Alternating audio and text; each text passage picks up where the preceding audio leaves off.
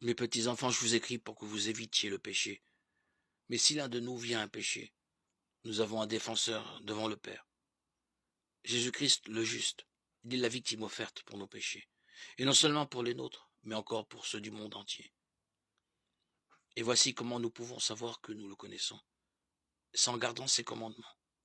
Celui qui dit « je le connais » et qui ne garde pas ses commandements est un menteur. La vérité n'est pas en lui, mais en celui qui garde fidèlement sa parole. L'amour de Dieu atteint vraiment la perfection.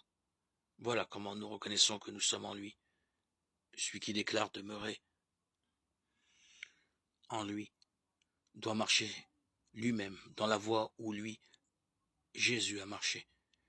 Mes bien-aimés, ce que je vous écris n'est pas un commandement nouveau, mais un commandement ancien que vous aviez dès le début.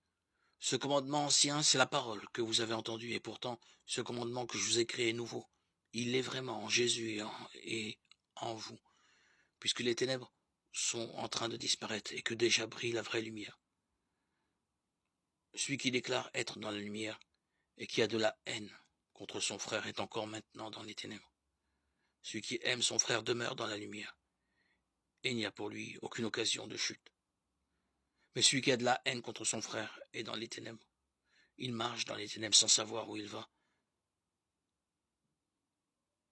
parce que les ténèbres l'ont rendu aveugle. 1 Jean 1, 11.